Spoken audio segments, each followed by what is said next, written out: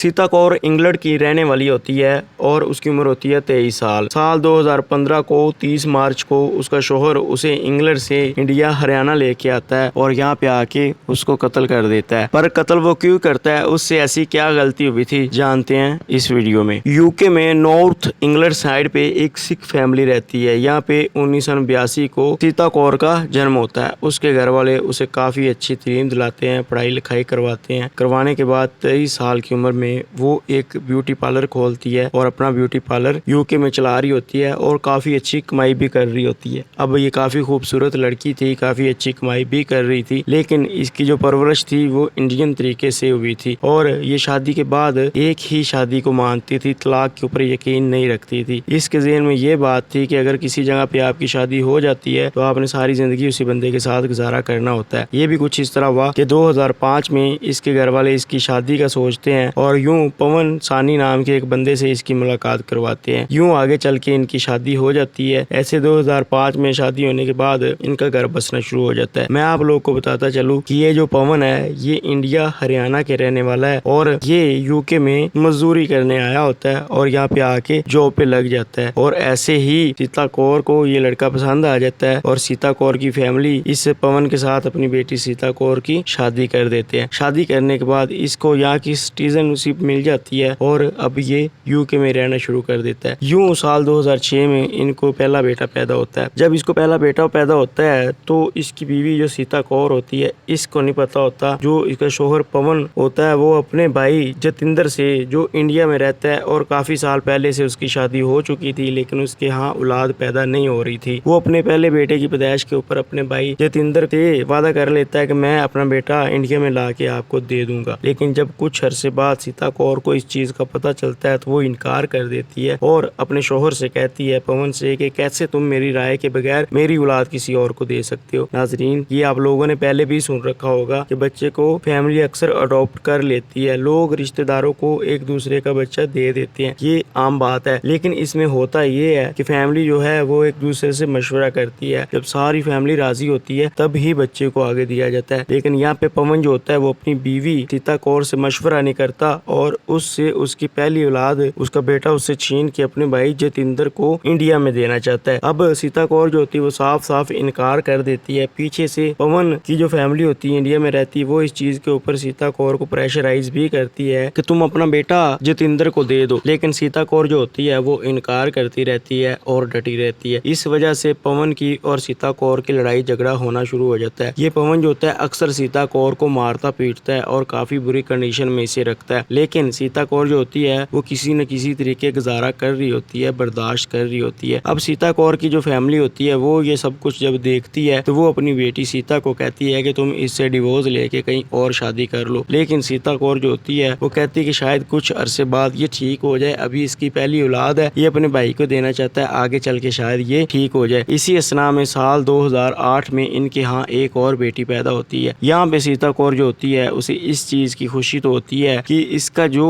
जेठ है जतिंदर वो बेटा ही चाहता है, बेटी नहीं चाहता। इस वजह से ये अपनी बेटी की पैदाइश के ऊपर खुश होती है कि चलो बेटी तो कोई नहीं मांगेगा। अब ये हंसी खुशी जिंदगी गुजार रही होती है, लेकिन इसके शोहर जो होता है उसके दिल में वही नफरत और कीना का बीज पल रहा होता है और वो अपनी बीवी के साथ काफी जुल्म भी करता है और मारता पीटता भी है और उसे मजबूर करता रहता है कि मेरा बेटा जो है वो तुम मेरे बड़े भाई को दे दो। लेकिन सीता कौर जो होती है वो मार खाने के बाद, जुल्म सहने के बाद भी डटी रहती है कि मैं अपना बेटा किसी को नहीं दूंगी। यूं वक्त गुजरता रहता है। असल टेंशन तब जाके बढ़ती है जब साल 2012 में इसके यहाँ जुड़वा बच्चे पैदा होते हैं, एक लड़की और एक लड़का। अब यहाँ पे इसकी टेंशन जो होती है वो मजीद बढ़ जाती है। अब इसके ससुराली लोग जो होते हैं वो कहते हैं तुम्हारे पास 2 बेटे भी हो चुके हैं, अब एक बेटा हमें दे दो। चलो पहले बेटा तुमने अपना नहीं दिया, अब जो बेटा हुआ है उसके साथ तुम्हारी मोहब्बत भी नहीं है, अभी वो एक दिन का ही है, वो हमें दे दो। लेकिन आगे से सीता कौर जो होती है वो इनकार कर देती है। इसका शोहर जो पवन होता है वो बार बार इसे टॉर्चर कर रहा होता है कि मेरा बेटा है, जितना तुम्हारा इसका हक है उतना ही मेरा इसके ऊपर हक है, मैं अपने बेटे को अपने बड़े भाई को देना चाहता हूँ। लेकिन सीता कौर जो होती है वो इनकार ही करती रहती है और ये यूके होता है, इंडिया नहीं होता, इसलिए इसका शोहर पवन इससे जबरदस्ती नहीं कर सकता था। यूं वक्त गुजरता रहता है और साल 2015 में जब इनके जुड़वा बेटे पैदा हुए, एक लड़की और लड़का, उससे 2 साल बाद ये पवन जो होता है ये अपनी बीवी को बोलता है कि मेरी माँ की तबीयत बड़ी खराब है और वो हॉस्पिटल में में दाखिल है और मेरी माँ की आखिरी ख्वाहिश है कि मैं अपने पोते और पोतियों को देखना चाहती हूँ, लिहाजा हम चलते हैं। मैं अपने बच्चों को साथ लेके जाता हूँ और अपनी माँ से मिला के वापस ले आता हूँ। अब इस चीज को 2 साल गुजर चुके थे, इसलिए सीता कौर जो थी उसके ज़हन में ये चीज भी नहीं थी कि ये मेरे बच्चों को वहाँ पे रख ना ले। लेकिन सीता जो होती है वो कहती है कि मैं अकेले अपने बच्चों को नहीं भेजूंगी, बल्कि मैं भी साथ जाऊंगी। उसका शोहर जो होता है वो कहता है ठीक है, और यूं वो 1.5 महीने की छुट्टी ले लेते हैं और जाने की तैयारी करनी शुरू कर देते हैं। यहाँ पे सीता कौर की एक बेस्ट फ्रेंड होती है जो बाद में बताती है कि सीता के ज़हन में ये बात भी थी कि कहीं ये मेरे बच्चों को वहाँ पे जाके रख ना ले, इसलिए मैं साथ जाती हूँ ताकि अपने बच्चों को वापस लेके आ सकूं अगर ये इस तरह की कोई कोशिश करते भी हैं। तो दूसरी तरफ सीता कौर के जो घर वाले होते हैं वो भी उसको बार बार मना कर रहे होते हैं कि तुम्हारे साथ कोई ऐसी होनी अनहोनी ना हो जाए, ये कोई तुम्हारा बच्चा ही ना छीन ले वहाँ पे, इसलिए तुम अपने बच्चों को लेके ना जाओ। लेकिन सीता कौर जो होती है उसको पवन ने मैनिपुलेट कर लिया होता है, उसके ज़हन में ये बात घुसा दी होती है कि हमने 1 महीना वहाँ पे रहना, उसके बाद वापस आ जाना। मेरी जो माँ वो तुम्हारी सास भी है, अगर उसकी आखिरी ख्वाहिश है कि मैं अपने पोतों और पोतियों को देखना चाहती हूँ तो ये कोई बड़ी बात तो नहीं, हम सारी जिंदगी यहाँ पे ही रहेंगे। कम से कम मेरे घर वालों का इतना हक तो बनता है कि एक दफा तुम वहाँ पे जाके मेरे बच्चों को उनसे मिला दो। देखो अब बच्चों की उम्र भी ज्यादा होगी, 6-6, 7-7 और 8-8 साल के हो चुके हैं। ये सारी बातें सुनने के बाद सीता कौर जो होती है वो भी जज्बाती हो जाती है और मैनिपुलेट हो जाती है और मान जाती है। अब पवन जो होता है इसको अपने साथ लेता है और लेके इंडिया हरियाणा में चला जाता है। यहाँ पे मैं आप लोगों को बता दूं कि सीता कौर की जो फैमिली थी ये भी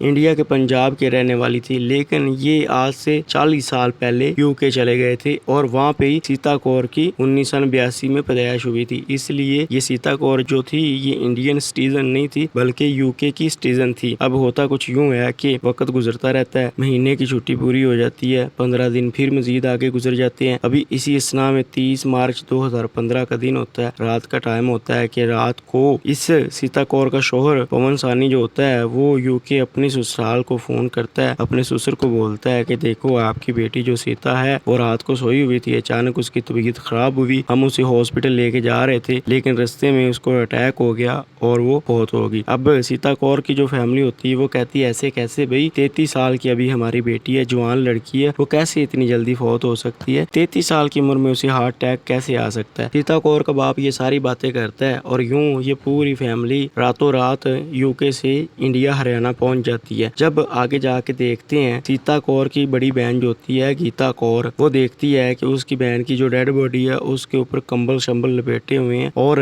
उसको एक शीशे के बॉक्स में रखा हुआ है, खाली उसका चेहरा ही नजर आ रहा है, बाकी उसका कोई जिस्म नजर नहीं आ रहा और इनको डेड बॉडी के ज्यादा करीब भी नहीं जाने देते, ऊपर से ही शीशे में उसका मुंह देखने देते हैं। लेकिन ये फैमिली किसी न किसी तरीके आगे पहुंचती है और सीता कौर की जो बड़ी बहन होती है गीता कौर वो शीशे के बॉक्स को खोलती है और अपनी बहन के ऊपर से कंबल वगैरह हटाने शुरू कर देती है, जो चादरें वगैरह डाली होती है वो हटाना शुरू कर देती है। जब वो देखती है तो उसकी बहन के कंधे के ऊपर जख्मों के निशान लगे होते हैं और उसके गले को भी दबाया होता है, वहाँ पे भी वाज़े जख्मों के निशान लगे होते हैं। इस तरह उसका पूरा जिस्म जख्मों के साथ भरा होता है, जगह जगह मारपीट के निशान लगे होते हैं। अब इनकी सीता कौर के ससुराल वालों से लड़ाई हो जाती है, वो कहते हैं कैसे तुम लोगों ने हमारी बेटी को कत्ल कर दिया और हमें बोल रहे हो कि उसको हार्ट अटैक आया है, हम लोग इसका अंतिम संस्कार नहीं करने देंगे, हम लोग इसकी FIR करवाएंगे तुम्हारे ऊपर, तुम लोगों ने इसको कत्ल कर दिया। यूं ये बात रात 1-2 बजे हो रही थी। अब रात 1-2 बजे यूके से आई फैमिली ने ये सोचा कि 1-2 बजे तो रात को कुछ भी नहीं हो सकता, इसका पोस्टमार्टम भी नहीं हो सकता, थाने में FIR वगैरह भी हम सुबह जाके करवाएंगे। यूं ये सारे लोग सीता कौर की डेड बॉडी के पास ही सो जाते हैं कि सुबह इसको थाने लेके जाएंगे और इसका पोस्टमार्टम रिपोर्ट भी तैयार करवाएंगे और FIR भी करवाएंगे। लेकिन यहाँ पे सीता कौर के जो ससुराल वाले होते हैं, पवन के घर वाले, वो रातों रात चोरी इसकी डेड बॉडी को उठाते हैं और उसका अंतिम संस्कार कर देते हैं। अब होता कुछ यूं है कि सुबह जब सीता कौर के घर वालों को पता चलता है कि हमारी बेटी का इन लोगों ने अंतिम संस्कार भी कर दिया तो वो काफी इनके साथ झगड़ा करते हैं और वहाँ की मुकामी पुलिस जो होती है हरियाणा की, वो थाने में जाके इन लोगों के खिलाफ FIR दर्ज करवाने की कोशिश करती है। लेकिन हरियाणा की जो पुलिस होती है वो FIR दर्ज नहीं करती और इन लोगों को मशवरा देती है कि आप लोगों की बेटी को हार्ट अटैक ही आया है, बेहतर ये है कि आप लोग यूके वापस चले जाए। लेकिन वो कहते हैं कि हम लोग कैसे यूके वापस चले जाए, हमारी बेटी को यहाँ पे कत्ल कर दिया गया, तुम लोग FIR दर्ज नहीं कर रहे। लेकिन पुलिस जो होती है वो उनको डेथ सर्टिफिकेट दिखाती है कि ये देखो यहाँ पे आपकी बेटी को हार्ट अटैक आया, वही लिखा हुआ है। लेकिन जब सीता कौर की फैमिली डेथ सर्टिफिकेट को देखती है तो वहाँ पे मौत की वजह नहीं लिखी होती। वो पुलिस को काफी बार कहते हैं कि भाई देखो डेथ डेथ सर्टिफिकेट के ऊपर मौत की वजह नहीं लिखी हुई, कैसे तुम लोग कह सकते हो कि इसको हार्ट अटैक ही आया था। दूसरी तरफ अब सीता कौर की डेड बॉडी ही थी जिसका पोस्टमार्टम होता और पता चलता कि मौत की वजह क्या थी। कुछ इस वजह से भी पुलिस इनको रिस्पॉन्स नहीं दे रही थी कि अगर FIR दर्ज कर भी लेती तो उनके पास क्या सबूत था, वो कैसे ये पता लगाते कि सीता कौर का कत्ल हुआ है या उसको हार्ट अटैक ही आया। लेकिन अब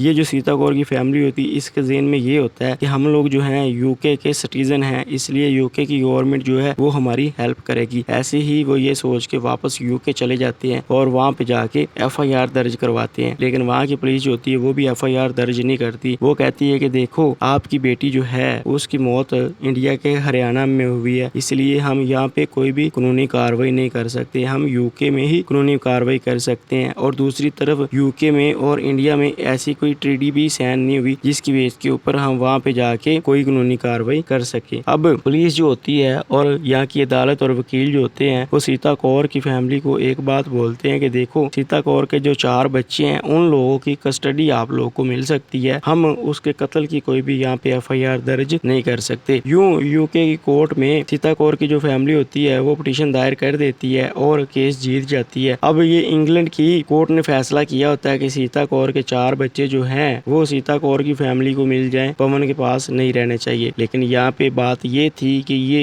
UK की कोर्ट ने फैसला सुनाया था और 4 बच्चे जो थे वो पवन के पास इंडिया में थे। अब ये केस के ऊपर कैसे अमल दरामद हो सकता था, इसलिए वो 4 के 4 बच्चे ही अपने बाप के पास हरियाणा में होते हैं और वक्त यूं गुजरता रहता है। अब सीता की फैमिली के पास कोई भी इंसाफ की चीज सामने नहीं आ रही थी कि अब हम क्या करें, लिहाजा वो इसी भाग दौड़ में UK के एक MP के पास जाती हैं और जाके उसको सारी बात बताते हैं। MP जो होता है वो भी बड़ी बड़ी बातें करता है कि मैं जरूर कुछ करूंगा, लेकिन वो कुछ भी नहीं कर सकता। कोर्ट में इनको लेके जाता है लेकिन कोर्ट भी आगे से कुछ कार्रवाई नहीं कर सकी। उसने भी फैसला तो इनके हक में कर दिया लेकिन अमल दरामद ना करवा सकी, बच्चे इंडिया से ला के ना दे सकी। यूं ये जो MP होता है ये पार्लियामेंट हाउस में इस केस को उठाता है लेकिन इसका वहाँ पे भी कोई रिस्पॉन्स नहीं निकल के आता और यूं ये केस आज भी चल रहा है। ये सीता कौर के जो 4 बच्चे थे वो भी सीता कौर की फैमिली के हक में हो जाते हैं, उनको मिलने चाहिए। लेकिन ये UK की कोर्ट ने फैसला किया था, इसलिए UK की कोर्ट का फैसला इंडिया पे लागू नहीं होता था और आज भी पवन सानी जो है वो इंडिया में आजाद फिर रहा है, 4 बच्चे भी उसके पास है। एक दिन भी वो कभी जेल में नहीं गया सीता कौर के कत्ल के पीछे और ना ही कभी उसके खिलाफ सीता कौर के कत्ल की कोई FIR दर्ज हुई। लेकिन आप लोग यहाँ पे ये सोच रहे होंगे कि अगर सीता कौर की फैमिली जो है वो उसी रात ही उसको थाने में ले जाती या हॉस्पिटल में लेके जाके उसका पोस्टमार्टम रिपोर्ट करवाती तो हो सकता है सच सामने आ जाता। लेकिन ये कोई वाहिद केस नहीं था कि इस तरह हुआ कि UK की फैमिली UK आई और उनकी बेटी को कत्ल कर दिया गया और उनके साथ इंसाफ न हुआ। यहाँ पे तो आप लोगों की सोच यही है कि वो सो गए, लेकिन मैं आप लोग को इस तरह के कुछ केस और बताता हूँ जिसमें लोग सोए नहीं बल्कि उन लोगों ने पोस्टमार्टम रिपोर्ट भी तैयार करवा ली। लेकिन उनके साथ क्या हुआ एक और केस है, इसमें मैं थोड़ा सा आपको आगाह कर देता हूँ, पूरी स्टोरी फिर किस दिन मैं आपको सुनाऊंगा। ऐसे ही इंडिया की एक लड़की होती है सुरजीत कौर, वो UK में रहती है और UK में रहते हुए इंडिया के एक लड़के से उसकी शादी हो जाती है और यूं